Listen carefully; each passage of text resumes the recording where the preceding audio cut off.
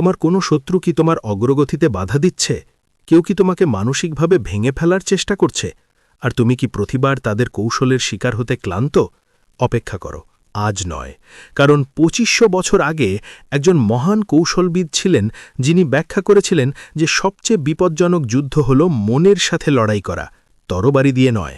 তিনি ১৫টি গোপন কৌশল তৈরি করেছিলেন, যা যদি বোঝা যায় তাহলে কোনো শক্তিশালী শত্রু তোমার ক্ষতি করতে পারবে না। এই কৌশলগুলি এতটাই শক্তিশালী যে তারা একজন সাধারণ শিশুকে সম্রাটে পরিণত করেছিল। এবং আজ এই ভিডিওতে আমরা সেই গোপন অস্ত্রগুলি আপনার সাথে শেয়ার করতে যাচ্ছি। তবে একটি সতর্কতা, এই পদ্ধতিগুলি হৃদয়হীনদের জন্য নয়। এগুলি তাদের জন্য যারা লড়াই বা হট্টগোল ছাড়াই চুপচাপ তাদের শত্রুর পরাজয় প্রত্যক্ষ করতে চান। তাই যদি তুমি তোমার শত্রুকে শিক্ষা দিতে প্রস্তুত হও, তাহলে এই ভিডিওটি লাইক করো এবং একটি মন্তব্য করো, আমি প্রস্তুত। এবং ভিডিওটি শেষ পর্যন্ত দেখো, কারণ এই ভিডিওটি তোমার চিন্তা ভাবনা বদলে দেবে। বন্ধুরা, আজকের ভিডিওতে আমরা চাণক্য নীতির কিছু গোপন রহস্য নিয়ে আলোচনা করব, যা জেনে আপনি আপনার ধৈর্য এবং বুদ্ধিমত্তা দিয়ে যুদ্ধ বা তর্ক ছাড়াই বিশ্বের যে কোনো শক্তিশালী শত্রুকে পরাজিত করতে পারেন। এটি সাধারণ জ্ঞান নয়, এটি সেই গভীর নীতি যা চন্দ্রগুপ্তের মতো একজন সাধারণ ছেলেকে একজন মহান সম্রাটে রূপান্তরিত করেছে। এই ভিডিওটি শেষ পর্যন্ত দেখতে ভুলবেন না, কারণ প্রতিটি বিন্দু আপনার জীবনকে বদলে দিতে পারে। ভিডিওটি শুরু করার আগে চ্যানেলটি সাবস্ক্রাইব করতে ভুলবেন না এবং বেল আইকনটি টিপুন, যাতে এই ধরনের জ্ঞানী কথাগুলি প্রথমে আপনার কাছে পৌঁছায়। চাণক্য নীতি। শত্রুর প্রথম এবং সবচেয়ে কার্যকর অস্ত্র হল আপনার মনে ভয়ের বীজ বপন করতে হবে। এই ভয় অনেক রূপ নিতে পারে: চাকরি হারানোর ভয়, খ্যাতি হারানোর ভয়, একা থাকার ভয়। যদি আপনি অভ্যন্তরীণভাবে এই ভয়ের কাছে আত্মসমর্পণ করেন, তাহলে অর্ধেক যুদ্ধ হেরে যাবে, কারণ আপনি এখন এর নিয়ন্ত্রণে। অতএব প্রথম এবং সবচেয়ে গুরুত্বপূর্ণ পদক্ষেপ হল আপনার ভয়ের মুখোমুখি হওয়া। ৩টি ধাপ অনুসরণ করুন। একটি ভয়ের নাম বলুন। প্রথমে আপনি আসলে কি ভয় পান তা চিহ্নিত করুন। শত্রুর নাম কাগজে লিখুন, আমি এটিকে ভয় পাই। যখন ভয়ের নামকরণ করা হয়, তখন এটি একটি অস্পষ্ট দানব হয়ে ওঠে না এবং একটি স্বীকৃত চ্যালেঞ্জে পরিণত হয়। ২টি সবচেয়ে খারাপ পরিস্থিতির মুখোমুখি হন।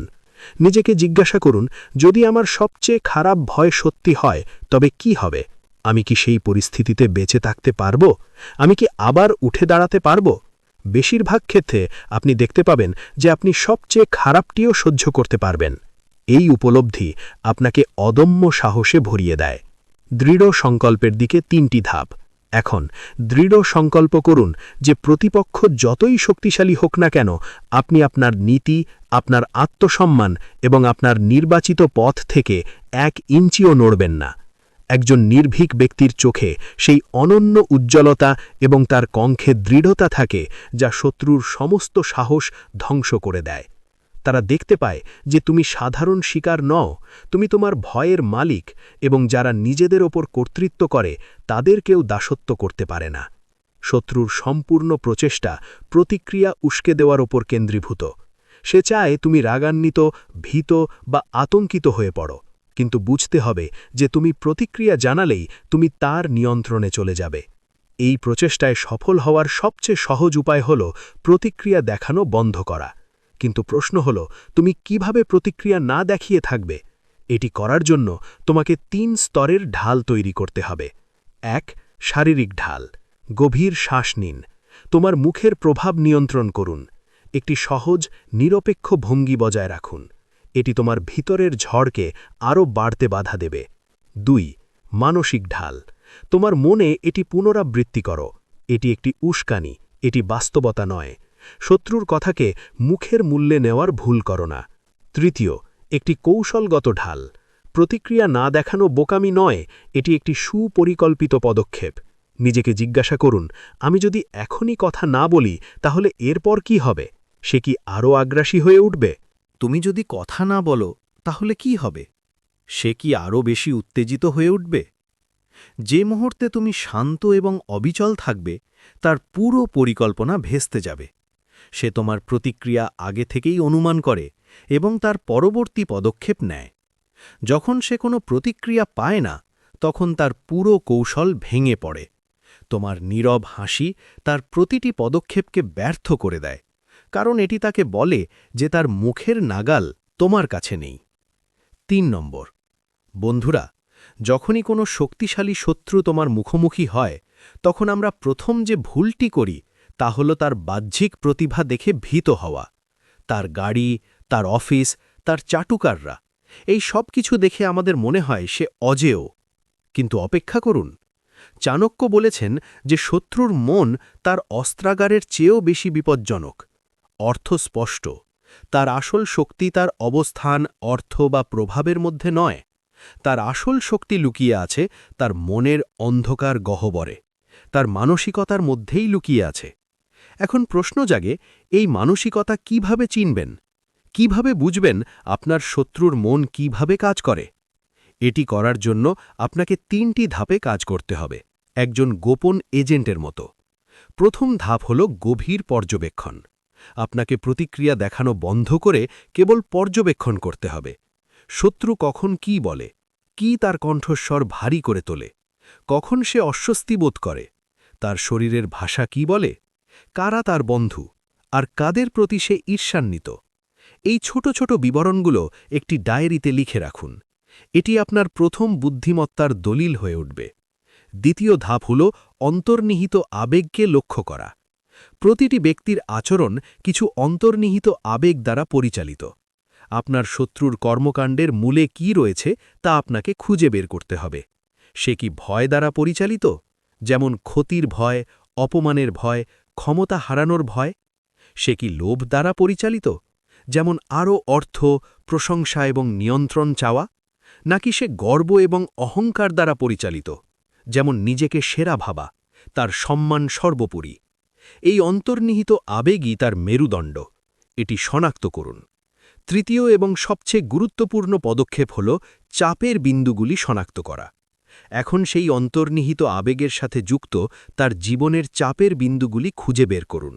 এগুলি হল সেই দুর্বল স্থান যেখানে সামান্যতম চাপও তার পুরো মানসিক কাঠামোকে নাড়া দিতে পারে। যদি তার মূল ভয়কে বোকা বানানো হয়, তাহলে তার চাপ বিন্দু তাকে এমন পরিস্থিতিতে ফেলছে যেখানে তার বুদ্ধিমত্তা বা প্রজ্ঞা প্রশ্নবিদ্ধ। যদি তার প্রধান লোভ নিয়ন্ত্রণ হয়, তাহলে তার চাপ বিন্দু এমন কিছু যা সে পুরোপুরি বুঝতে পারে না, যেমন তোমার শান্তি বা তোমার অবিচল অগ্রগতি। যদি তার প্রধান অহংকার সম্মান হয়, তাহলে তার চাপ বিন্দু সেই বৃত্তে উপেক্ষিত হচ্ছে যেখানে সে সবচেয়ে বেশি সম্মান চায়। মনে রাখবেন বন্ধুরা, এই খেলায় তোমাকে তার ব্যাঙ্ক অ্যাকাউন্ট আক্রমণ করতে হবে না, তোমাকে তার আত্মবিশ্বাসের ব্যাঙ্ক অ্যাকাউন্ট আক্রমণ করতে হবে। যখন তুমি তার মানসিকতার সঠিক মানচিত্র তৈরি করো, তখন তুমি তাকে সেই ভূমিতে লড়াই করতে বাধ্য করো যা তুমি তার জন্য প্রস্তুত করেছ, এবং সেই ভূমি সর্বদা দুর্বল থাকবে। নম্বর ৪, সময়কে তোমার মিত্র করো। তাড়াহুড়ো শত্রুর জয়, ধৈর্য তোমার জয়। এটা বোঝা অত্যন্ত গুরুত্বপূর্ণ যে শত্রু সবসময় চায় তুমি তাড়াহুড়ো করে পদক্ষেপ নাও, আবেগত সিদ্ধান্ত নাও। সে তোমাকে প্রতিক্রিয়াশীল ফাঁদে আটকাতে চায়, কিন্তু তোমার কাজ হল সময়ের জন্য অপেক্ষা করা। সময়ের সাথে খেলার শিল্প শিখো। সময়ে সব কিছু পাকা করে, প্রতিটি লুকানো সত্য প্রকাশ করে এবং প্রতিটি ভুল প্রকাশ করে। একজন জ্ঞানী যোদ্ধা সময়কে তার শক্তিশালী সেনাবাহিনী হিসাবে ব্যবহার করে। শত্রু যত দ্রুত জয়লাভ করতে চায়, সে তত বেশি অস্থির হবে।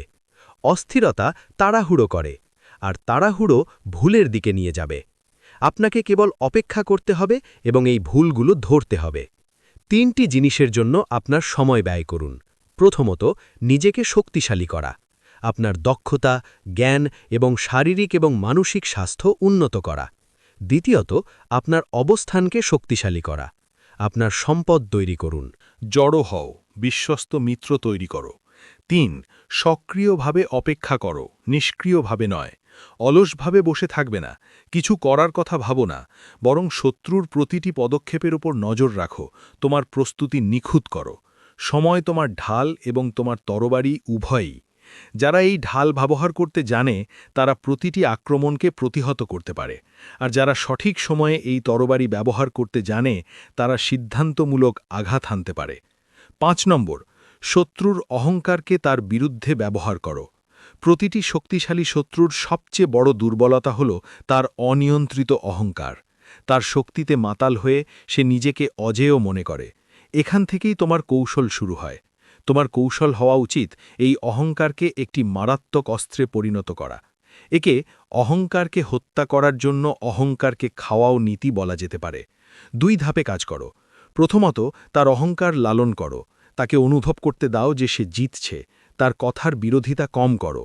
নীরবে তার জয়কে গ্রহণ করো। তবুও তোমার মূল লক্ষ্য থেকে বিচ্যুত না হয়ে এগিয়ে যেতে থাকো। কখনো কখনো সামান্য প্রশংসা বা স্বীকৃতিও তার অহংকারকে বাড়িয়ে তুলতে যথেষ্ট। তাকে বিশ্বাস করতে দাও যে তোমার ওপর তার সম্পূর্ণ নিয়ন্ত্রণ আছে। 2টি অন্ধ বিন্দুর সুযোগ নিন। যখন একজন ব্যক্তি অহংকারে মত্ত থাকে তখন সে সবচেয়ে অন্ধ। সে তার সুরক্ষার নিয়ম ভুলে যায়, তার সতর্কতা ত্যাগ করে এবং ঝুঁকিপূর্ণ সিদ্ধান্ত নিতে শুরু করে। এই মুহূর্তটি যখন তাকে চূড়ান্তভাবে আঘাত করা যেতে পারে। এই আঘাতটি সর্বদা সোজা হওয়ার প্রয়োজন হয় না। এটি এমন মুহূর্ত হতে পারে যখন আপনি প্রকাশ্যে একটি বড় ভুল প্রকাশ করেন। আপনি তার নিয়ন্ত্রণের বাইরে একটি বড় সাফল্য অর্জন করেন। আপনি নৈতিকভাবে তার ঘনিষ্ঠ সহযোগীদের একজনকে জয় করেন। অহংকারী ব্যক্তি তার নিজের পরাজয়ের প্রস্তুতি নেয়। আপনার কাজ কেবল সেই পথের উপর একটু আলোকপাত করা যেখান থেকে সে নিজেই পড়ে যেতে চলেছে। নম্বর 6, আপনার অগ্রগতিকে অস্ত্র হিসেবে ব্যবহার করুন। শত্রু সবচেয়ে বেশি আহত হয় যখন সে দেখে যে তার সমস্ত প্রচেষ্টা, তার সমস্ত ষড়যন্ত্র এবং তার সমস্ত আক্রমণ সত্ত্বেও আপনি ক্রমাগত এগিয়ে যাচ্ছেন, নতুন উচ্চতায় পৌঁছেছেন এবং সফল হচ্ছেন। এটি তার মানসিক পরাজয়। তাই শত্রুকে থামানোর বা লড়াই করার চেষ্টা করার জন্য আপনার মূল্যবান শক্তি এবং সময় নষ্ট করবেন না, বরং এটি সম্পূর্ণরূপে নিজেকে উন্নত করার জন্য বিনিয়োগ করুন। এটিকে এমন একটি যুদ্ধক্ষেত্রের মতো ভাবুন যেখানে 2 জন মানুষ দৌড়াচ্ছে। শত্রুর মনোযোগ আপনাকে নিচে নামানোর দিকে, যখন আপনার মনোযোগ আপনার দৌড়কে ত্বরান্বিত করার এবং শেষ রেখা অতিক্রম করার দিকে। প্রতিটি অর্জন, প্রতিটি সাফল্য, বড় বা ছোট, তোমার পক্ষ থেকে এক শক্তিশালী আঘাত। এই আঘাত শত্রুর মনোবলকে গভীরভাবে ভেঙে দেয়, কারণ এটি একটি স্পষ্ট বার্তা পাঠায়। তোমার প্রচেষ্টা নিরর্থক।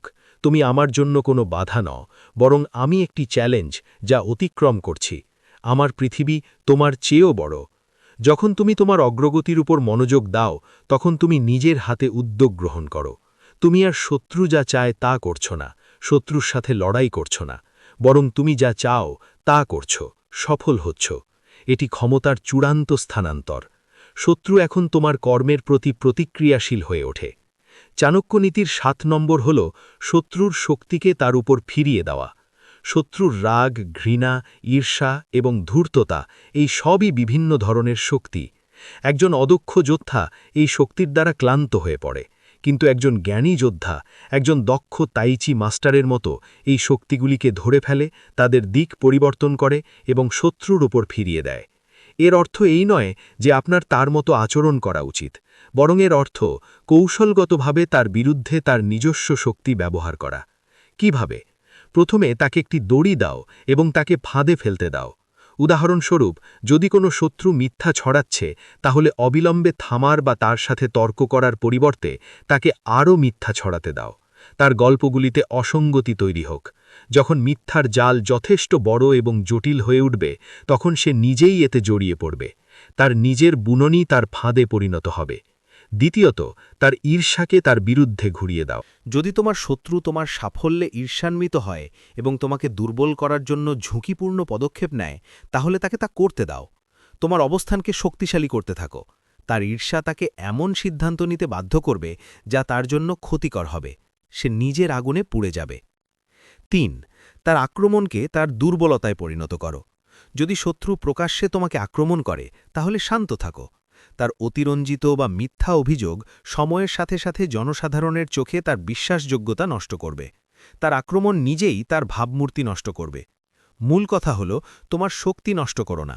শান্ত থাকা, পরিকল্পনা করা এবং এগিয়ে যাওয়ার উপর তোমার শক্তি কেন্দ্রীভূত করো। কেবল শত্রুকে তার নিজস্ব নেতিবাচক এবং ধ্বংসাত্মক শক্তি দ্বারা পরাজিত হতে দাও। তোমার কাজ কেবল পথ দেখানো। 8 নম্বর, নীরবতার শিল্প শিখো। নীরবতা শব্দের অভাব নয়। নীরবতার সবচেয়ে শক্তিশালী, সবচেয়ে সুনির্দিষ্ট এবং সবচেয়ে নিয়ন্ত্রিত প্রতিক্রিয়া। এটি এমন একটি অস্ত্র যা কোনো শব্দ না করেই সব কিছু বলে দেয়। যখন শত্রু উস্কানি দেয়, নীরব থাকা তাকে বিভ্রান্ত করে। যখন সে আক্রমণ করে, নীরব থাকা তাকে অস্বস্তিকর করে তোলে। এবং সবচেয়ে গুরুত্বপূর্ণ, এটি তাকে নিজের কণ্ঠস্বর শুনতে বাধ্য করে, যা প্রায়শই একটি ভয়ঙ্কর অভিজ্ঞতা। চাণক্য বলেন, যে যুদ্ধে নীরবতা দিয়ে জয়লাভ করা যায়, সেখানে কথার অপচয় করা বোকামি। নীরবতা দুর্বলতার নয়, শক্তির লক্ষণ। এটি প্রমাণ করে যে আপনি নিয়ন্ত্রণে আছেন, আপনার আবেগ আপনাকে অভিভূত করছে না, আপনি প্রতিক্রিয়া জানাতে বাধ্য নন। 2 আপনি শত্রুর উপরে, আপনি তার স্তরে ঝুঁকে পড়ছেন না, আপনি একটি উচ্চতর স্থল বেছে নিচ্ছেন। 3 আপনি চিন্তা করছেন। নীরবতা ইঙ্গিত দেয় যে আপনি গভীরভাবে চিন্তা করছেন, যা শত্রুর জন্য একটি ভয়ঙ্কর সম্ভাবনা। নীরবতার শিল্প শিখতে একটি গভীর শ্বাস নিন। যখন আপনি প্রতিক্রিয়া জানাতে তাড়না অনুভব করেন, তখন 3টি গভীর শ্বাস নিন। এটি আপনার স্নায়ুতন্ত্রকে শান্ত করবে। আমি এখন কিছু বলবো না, প্রয়োজনে সাবধানে বিবেচনা করার পরে আমি পরে প্রতিক্রিয়া জানাব। তিনি বলেন, শরীরের ভাষার দিকে মনোযোগ দিন। একটি আরামদায়ক, খোলামেলা এবং নিরপেক্ষ ভঙ্গি বজায় রাখুন। চোখের যোগাযোগ বজায় রাখুন, কিন্তু চ্যালেঞ্জ করবেন না। এই নীরবতা এমন একটি প্রাচীরের মতো, যার বিরুদ্ধে শত্রুর সমস্ত তীর লাফিয়ে পড়ে, এবং এই প্রাচীর তার নিজের কণ্ঠের প্রতিধ্বনিতে আরও শক্তিশালী হয়ে ওঠে। কৌশল নম্বর 9 শত্রুকে তার নিজের ভুলের বন্দী করে তুলুন। কোনো মানুষ যতই শক্তিশালী হোক না কেন, নিখুঁত নয়। শত্রুও ভুল করবে। তার অহংকার, তাড়াহুড়ো এবং আবেগ তাকে ভুলের দিকে ঠেলে দেবে। তোমার দায়িত্ব তার ভুলগুলো তাৎক্ষণিকভাবে ধরা এবং প্রকাশ করা নয়, বরং তাকে আরও ভুল করার সুযোগ করে দেওয়া। এটিকে একটি কৌশলীগত প্রক্রিয়া হিসেবে দেখুন। একটি নোট তৈরি করুন, কিন্তু নীরব থাকুন। নীরবে নীরবে নথিভুক্ত করুন শত্রুর প্রতিটি ভুল, প্রতিটি দ্বন্দ্ব, প্রতিটি মিথ্যা নীরবে লক্ষ্য করুন। প্রমাণ সংগ্রহ করতে থাকুন। এটি তোমার গোপন ফাইল। 2 তাকে ভুলের পাহাড় করা থেকে বিরত রাখার চেষ্টা করো না। বিপরীতে, কখনো কখনো পরোক্ষভাবে এমন পরিস্থিতি তৈরি করো যেখানে সে মনে করে যে সে আরও এগিয়ে যেতে পারে। সে যত বেশি ভুল করবে, তার পাহাড় তত বড় এবং অস্থির হয়ে উঠবে। 3 সঠিক মুহূর্তের জন্য অপেক্ষা করো। এমন একটা সময় আসবে যখন একটি ভুল তার পুরো কাঠামোতে ফাটল ধরবে। ভুলটি তার বিশ্বাসযোগ্যতা, তার ক্ষমতা বা তার ভাবমূর্তিকে সরাসরি ক্ষুণ্ণ করবে। 4 সেই মুহূর্তে সিদ্ধান্তমূলক আঘাত প্রদান করো। তোমার যা দরকার তা হলো একটি মৃদু কিন্তু সুনির্দিষ্ট ধাক্কা। এই ধাক্কা হয় ভুলটি প্রকাশ করতে পারে, অথবা এর পরিণতিগুলিকে আরও বাড়িয়ে দিতে পারে। পাহাড়টি নিজেই ভেঙে পড়বে। যখন একজন মানুষ নিজের কথা, নিজের মিথ্যা এবং নিজের দোষের মধ্যে আটকে যায়, তখন বাইরের আক্রমণের কোনো প্রয়োজন হয় না। তার নিজের মন, নিজের উদ্বেগ তাকে ভেতর থেকে ফাঁকা করে দেয়।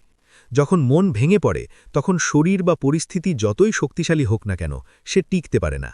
চাণক্য বলেছিলেন, শত্রুকে পরাজিত করার সবচেয়ে সহজ উপায় হল তাদের নিজেদের ভুলের মধ্যে এত গভীরভাবে আটকে দেওয়া যে তারা নিজেদেরও সামলাতে পারবে না।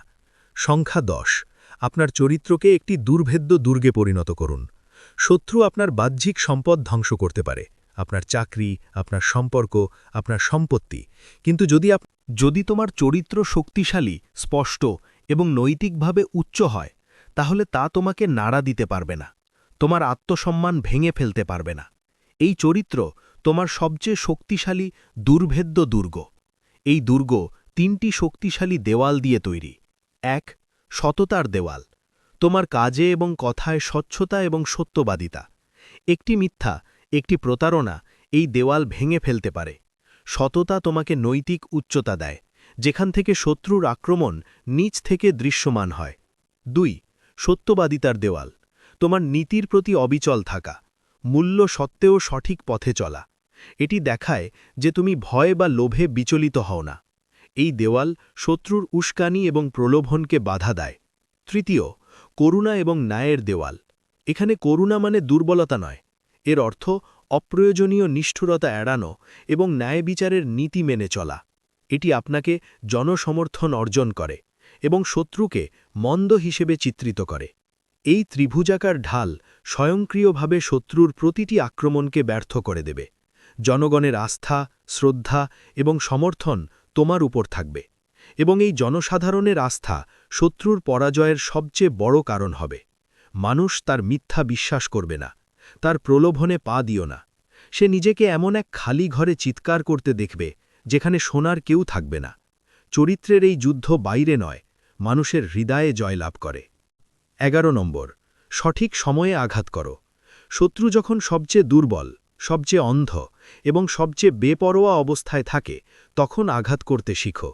ভুল সময়ে আঘাত করা যতই শক্তিশালী হোক না কেন, তোমার পরাজয়ের দিকে নিয়ে যেতে পারে। চাণক্য স্পষ্টভাবে বলেছেন যে যুদ্ধে শত্রু আপনাকে শান্ত অবস্থায় অনুমান করতে থাকে, সেখানেই ইতিমধ্যেই জয়ী হয়ে গেছে। সঠিক মুহূর্তের জন্য অপেক্ষা করাই সেরা কৌশল। শত্রুর দুর্বলতার এই মুহূর্তগুলি কখন ঘটে? 1. গর্বের শীর্ষে, যখন সে তার বিজয়ের প্রতি সম্পূর্ণ আত্মবিশ্বাসী, উদযাপন করে এবং মনে করে যে যুদ্ধ শেষ হয়ে গেছে। এই মুহূর্তটি যখন সে তার সমস্ত সতর্কতাকে হতাশ করে। 2. ক্লান্তি এবং হতাশা, যখন সে দীর্ঘদিন ধরে তোমাকে নাড়া দিতে পারেনি এবং ক্লান্ত এবং মরিয়া হয়ে একটি বড় ঝুঁকি নেওয়ার চেষ্টা করছে। 3. বিভ্রান্তির একটি মুহূর্ত, যখন তার মনোযোগ অন্য কোথাও থাকে, অন্য সমস্যা, লড়াই বা লোভে নিয়ে ব্যস্ত থাকে। এই আক্রমণ সবসময় শারীরিক বা সরাসরি আক্রমণের প্রয়োজন নেই। এটি একটি সিদ্ধান্তমূলক পদক্ষেপ হতে পারে যা তার পরিকল্পনা ভেঙে দেয়।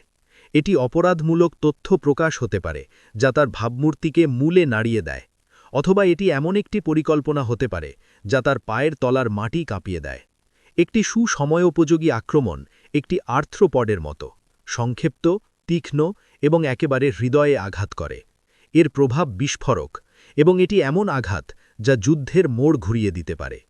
সংখ্যা 12, শত্রুকে বিভ্রান্ত রাখুন। বিভ্রান্তি হল একটি মনস্তাত্ত্বিক অস্ত্র যা শত্রুর চিন্তাভাবনা, পরিকল্পনা এবং সিদ্ধান্ত নেওয়ার ক্ষমতাকে পঙ্গু করে দেয়। যখন শত্রু বুঝতে পারে না যে আপনি কি ভাবছেন, কোন দিকে এগোচ্ছেন অথবা আপনার পরবর্তী পদক্ষেপ কি, তখন তারা প্রতিরক্ষামূলক হয়ে ওঠে। এবং একজন প্রতিরক্ষামূলক ব্যক্তি কখনোই পূর্ণ শক্তির সাথে আক্রমণ করতে পারে না। এই বিভ্রান্তি তৈরি করার জন্য আপনাকে আপনার পরিকল্পনা, আপনার কর্ম এবং আপনার উদ্দেশ্যগুলিকে একটি রহস্যময় কুয়াশায় ঢেকে রাখতে হবে। অপ্রত্যাশিত থাকুন, কোনো প্যাটার্ন দেখাবেন না। শত্রু যদি মনে করে যে আপনি সর্বদা শান্ত থাকেন, তাহলে কখনো কখনো কৌশলগতভাবে ভিন্ন প্রতিক্রিয়া দেখান। কিন্তু এই প্রতিক্রিয়াও এত স্পষ্ট হওয়া উচিত নয় যে তারা তা বুঝতে পারে। তথ্য নিয়ন্ত্রণ করুন। নিজের সম্পর্কে তথ্যের প্রবাহ নিয়ন্ত্রণ করুন। সবকিছু সবার কাছে জানা উচিত নয়। কিছু জিনিস কেবল সবচেয়ে বিশ্বস্ত ব্যক্তিদের কাছেই রাখা উচিত। বিভ্রান্তি তৈরি করুন। মাঝে মাঝে ছোট ছোট কাজ করুন যা শত্রুকে বিভ্রান্ত করার জন্য আপনার মূল দিক থেকে বিচ্যুত হয়। শত্রু যখন অনুমান করতে করতে ক্লান্ত হয়ে পড়ে, তখন সেই ক্লান্তি তাদের ভুল করতে বাধ্য করে। তারা হয় আক্রমণ করতে ভয় পায় অথবা ভুল অনুমান করে আক্রমণ করে। চাণক্য স্পষ্টভাবে বলেছিলেন যে যুদ্ধে শত্রু আপনাকে শান্ত অবস্থায় অনুমান করতে থাকে, সেখানেই ইতিমধ্যেই জয়ী হয়ে গেছে। বিভ্রান্তি প্রতারণা নয়, এটি আত্মপ্রতারণা। স্থির, নীরব এবং রহস্যময় থাকার ফলে শত্রু তোমাকে পুড়তে পারে না। একটি অপাঠ্য বই, ভীতিকর। চাণক্য নীতি নং 13, আপনার মিত্রদের বেছে বেছে এবং বিশ্বস্ত রাখুন। যুদ্ধ একা জেতা যায় না। শত্রুরা প্রায়শই আপনার সবচেয়ে বড় শক্তি, আপনার মিত্র, বন্ধু এবং উপদেষ্টাদের বৃত্তকে দুর্বল করার চেষ্টা করবে। তার প্রিয় অস্ত্র হল ভাগ করো এবং শাসন করো।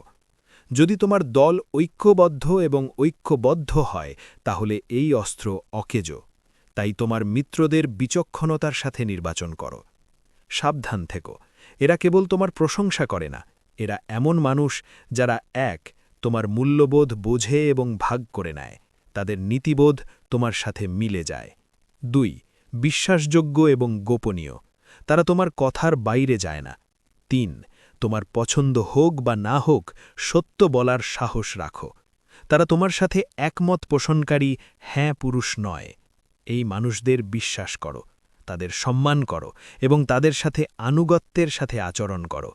সংহতি তোমার শক্তি। যখন শত্রু দেখবে যে তুমি ঘিরে আছো, যদি সে দুর্বল না হয়, তাহলে সে নিরুৎসাহিত হবে। সে জানবে যে তুমি একা নও, বরং একটি দল, এবং একটি দল ভাঙা একজন ব্যক্তিকে ভাঙার চেয়ে অনেক বেশি কঠিন। নীতি নং 14, শত্রুর দুর্বলতাগুলিকে করুণার চোখে দেখো না, কৌশলগতভাবে তাদের দিকে তাকাও। শত্রুর দুর্বলতা দেখে করুণা বা করুণা বোধ করা একটি মারাত্মক ভুল। এটি যুদ্ধক্ষেত্রের অনুভূতি নয়, এখানে তার দুর্বলতা একটি কৌশলগত সত্য, একটি কৌশলগত সুযোগ। এটি এমন একটি দরজা যার মধ্য দিয়ে আপনি তার প্রতিরক্ষা ভেদ করতে পারেন। কিন্তু মনে রাখবেন, এর অর্থ এই নয় যে আপনি নীচতা বা লাগামহীন আক্রমণের আশ্রয় নিন। চাণক্য নীতির বৈশিষ্ট্য হল কৌশলগতভাবে কাজ করার পাশাপাশি নৈতিক দিকনির্দেশনা বজায় রাখা। এর অর্থ এটিকে একটি সত্য হিসাবে গ্রহণ করা। শত্রুর দুর্বলতাকে একটি তথ্যবিন্দু হিসাবে দেখুন যা আপনার পরিকল্পনায় সাহায্য করতে পারে। 2. এটিকে আপনার পরিকল্পনায় অন্তর্ভুক্ত করুন।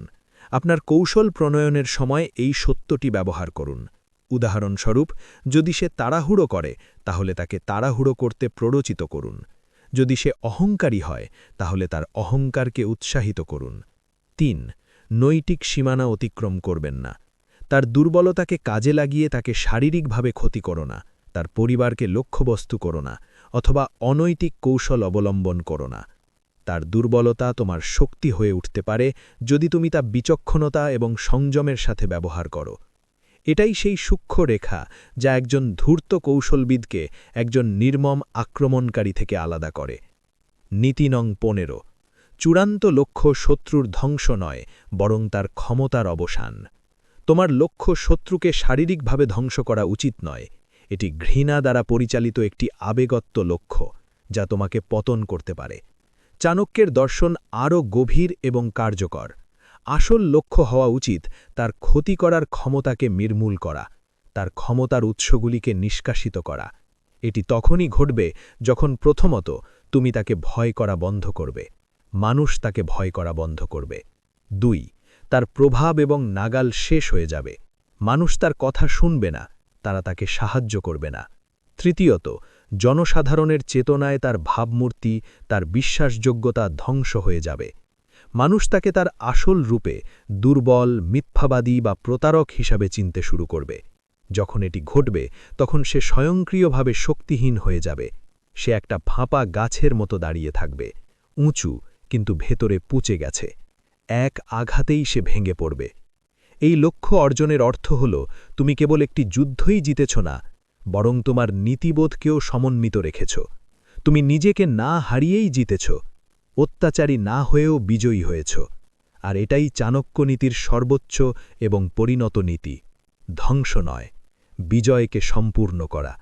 তো বন্ধুরা, চাণক্য নীতির এই 15টি অভ্রান্ত নীতি যা তোমাকে যে কোনো শক্তিশালী শত্রুর মুখোমুখি হয়ে অবিচল, নির্ভীক এবং বিজয়ী করে তুলতে পারে। মনে আছে?